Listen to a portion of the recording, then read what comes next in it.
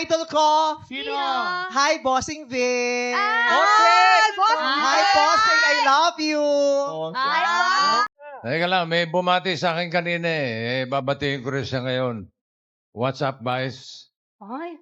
Mag-uusap tayo, ha? Ay! Pinababantaan mo ba si Vice? Hindi, mag-usap tayo ng masinsinan. Okay?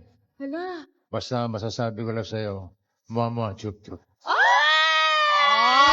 Matapos ang ilang dekadang pagiging magkatapat ng kanilang mga noontime shows, mukhang tuluyan ng magsasama sa iisang proyekto ang dalawa sa pinakamalalaking pangalan sa Philippine entertainment industry, sina Vice Ganda at Bossing Vic Soto. Mas lalong umingay ang usap-usapan ng batiin ni Vice Ganda si Vic Soto habang live na umeere ang It's Showtime. Hindi naman nagpahuli si Bossing at nagpaabot din ng pagbati kay Vice sa Itbulaga, dahilan upang kiligin at ma-excite ang maraming netizens. Para sa marami, isa itong bihirang pagkakataon dahil sa loob ng maraming taon ay magkatapat ang kanilang mga programa sa noontime television. Kaya naman marami ang nagsasabing tila isa na itong simbolo ng magandang samahan at respeto sa pagitan ng dalawang comedy icons. Samantala, lalo pang lumakas ang espekulasyon tungkol sa matagal nang ibinabalitang pagsasama ni Vice Ganda at Vic Soto sa isang malaking comedy film na sinasabing magiging official entry sa 2026 Metro Manila Film Festival.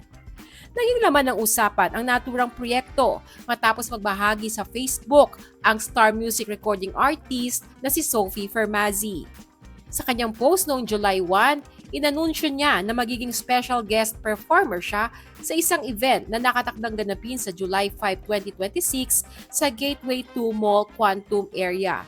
Ayon sa kanyang post, "Hello my dear softies, I'll be performing as a special guest artist at Vice Ganda and Vic Soto's new movie announcement on July 5, 2026 at 4 p.m. at the Gateway 2 Mall Quantum area.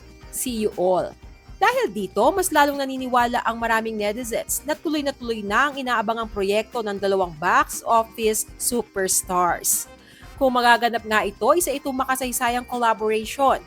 Parehong kilala sina Vice Ganda at Vic Soto bilang mga box office kings na taong-taong namamayani tuwing Metro Manila Film Festival.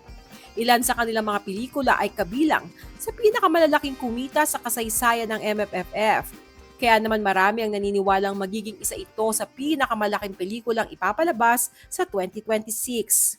Marami rin ang nagsasabing kapag nagsama ang dalawang comedy giants sa isang pelikula, malaki ang posibilidad na maging isa ito sa pinakamalaking blockbuster ng taon. Sa ngayon ay wala pang official na detalye tungkol sa kwento ng pelikula, iba pang cast members o kung sino ang magiging direktor nito. Gayunpaman, sapat na ang balitang magsasama sina Vice Ganda at Vic Soto upang magkaroon ng matinding excitement ang publiko.